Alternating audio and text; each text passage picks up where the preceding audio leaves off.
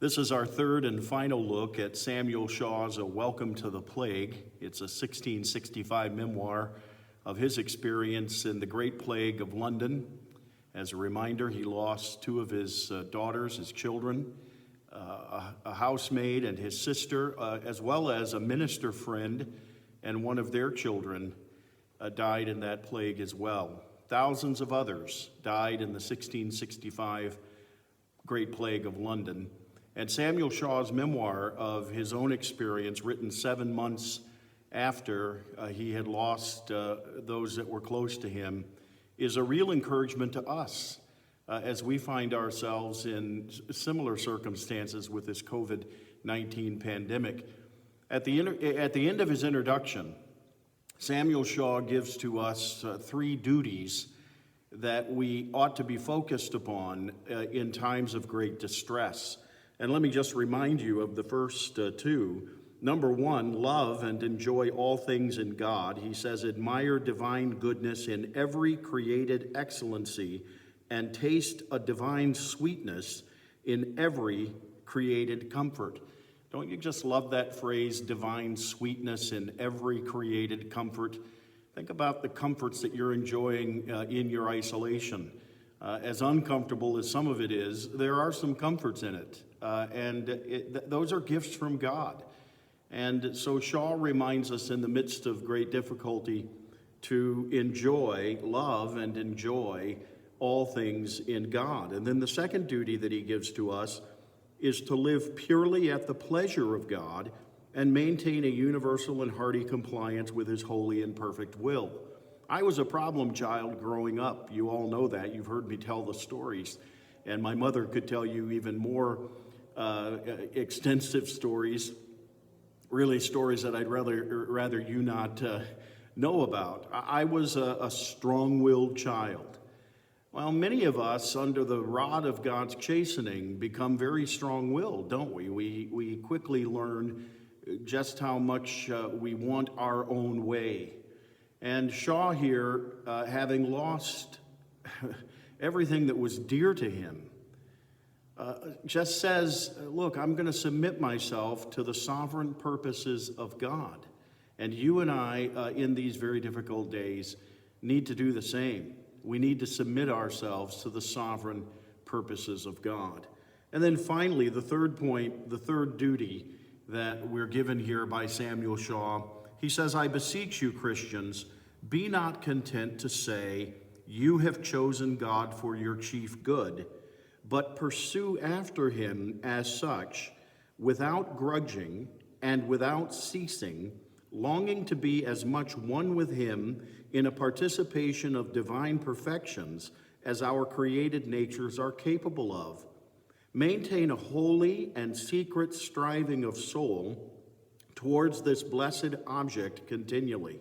As a thing moves towards its center, as a soul ought to endeavor to accomplish its own perfection, stand not gazing upon a heaven to come, but labor to draw down all that peace, joy, love, purity, which heaven is, into your own souls by growing up into the life of God daily.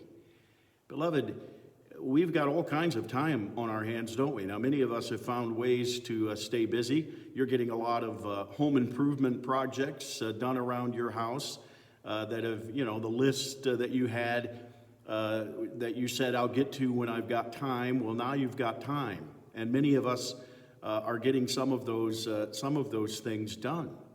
But beloved, we need to use this time to kind of reform our disciplines so that when we get back to so-called normal, when we go back to the mundane of our lives, when the economy opens, when we go back to work, when things become normal again, how about we develop some practices now that can continue even after we've gone back to our normal routine?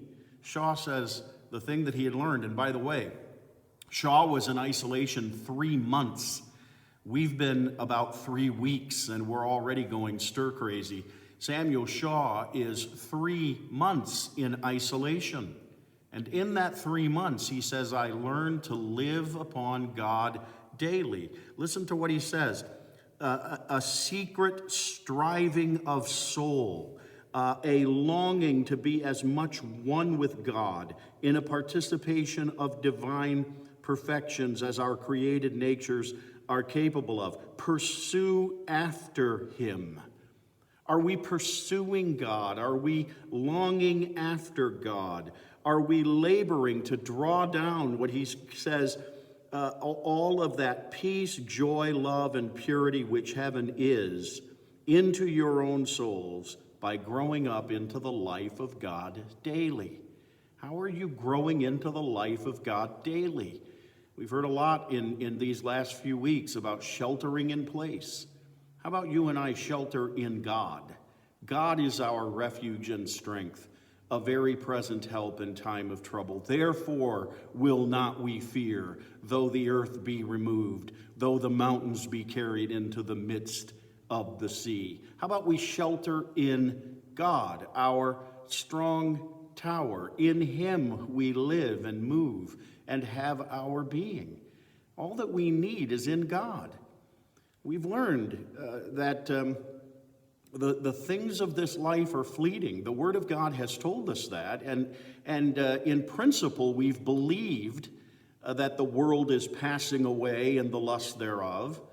But beloved, now for the last 3 weeks we've had to put that into practice, haven't we? That the world indeed has passed away. 17 million unemployment claims in 21 days. Can you imagine that? The economy has basically stopped. Incomes have stopped. Furloughed workers, men and women who one day were absolutely certain that they had security in their job, the very next day it's gone. Beloved, the only security in this life is God. Live on God. Live in God. How do we do that in practical ways? Well, again, I say we need to develop some habits and some practices now while we've got the time that we will then take into our lives when we get back to so-called normal. Consistent daily Bible reading. Consistent daily taking in the Word of God as it's being preached. You and I in our culture, right, have no excuse for not listening to the Word of God preached. Your local radio station, WMUZ AM 1200, 24 hours a day, Alistair Begg, David Jeremiah, R.C. Sproul, you name it, you can get some of the best Bible teaching at your fingertips, and yet we don't take advantage of it. And then add on top of that the internet itself, the resources that are available to us to take in the Word of God. What habits can you begin to develop now so that daily you are living on God? You're reading His Word, you're hearing His Word preached, you're listening to good, solid hymns with rich theological text, lyrics that are feeding your soul. How about your prayer life? What can you do to develop a more consistent and really deeper prayer life in terms of your communion with God? So many things ought to begin to shape our priorities now that we have the time to do so. And so this book by Reverend Shaw has been an encouragement to me. Welcome to the Plague. I've now started on part 2, A Farewell to Life, which is his exposition of 2 Corinthians, where where Paul says to be absent from the body is to be present with the Lord. And Shaw does an excellent job of helping us kind of cut ourselves off from earthly pursuits to pursue what is eternally valuable in our life with God. And so I've begun that, and maybe we'll do some video messages on that if time permits down the road.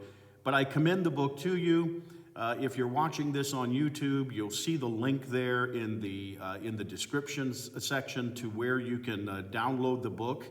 It's free, it's right online. A Welcome to the Plague by Reverend Samuel Shaw.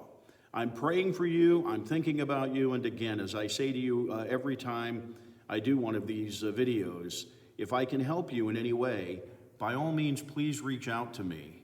And I know you, as well as I, look forward to the day when we are all together again in God's house, lifting his name in praise and rejoicing together in his goodness to us.